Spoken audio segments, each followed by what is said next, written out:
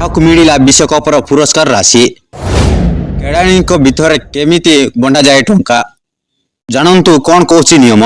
ଭାରତୀୟ cricket team ବର୍ଷ ବର୍ଷ ଧରି ଅପେକ୍ଷା କରି ରହିବା ପରେ ପୁଣି ଥରେ ଟି20 ବିଶ୍ୱକପ ଟ୍ରଫି ନିଜ ନାଁରେ କରିବାରେ ସଫଳ ହୋଇଛି। ଭାରତୀୟ ଟିମ୍ ଟି20 ବିଶ୍ୱକପ 2024 ଫାଇନାଲରେ ସାଉଥ ଆଫ୍ରିକାକୁ 7 ରନରେ ହରାଇଲା। ଭାରତୀୟ ଟିମ୍ର ବିଜୟ ପରେ ସାରା ଦେଶର ଉତ୍ସବର ମାହୋଲ ରହିଛି।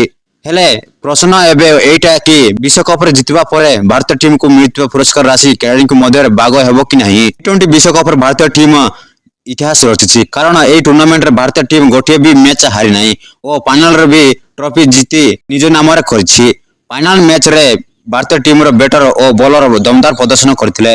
ଆଇସିସି ଟି20 ବିଶ୍ୱକପ 2024ର ପ୍ରାରମ୍ଭରୁ ପ୍ରାଇଜ୍ ମନି ଘୋଷଣା କରିଦେଇଥିଲା।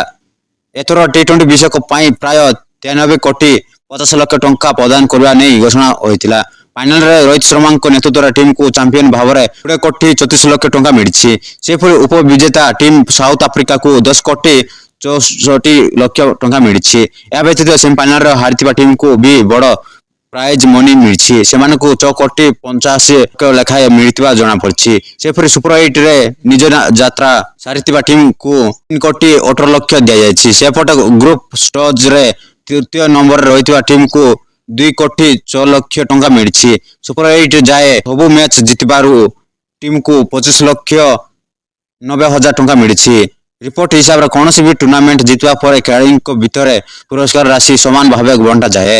ଟି20 ବିଶ୍ୱକପ 2024 ଟ୍ରଫି ଜିତିବାରୁ ଭାରତୀୟ ଟିମ୍କୁ 20 କୋଟି 34 ଲକ୍ଷ ଟଙ୍କା ମିଳିଛି, ଯାହାକୁ ସବୁ ଖେଳାଳିଙ୍କ ଭିତରେ ସମାନ ଭାବେ ବଣ୍ଟାଯିବ।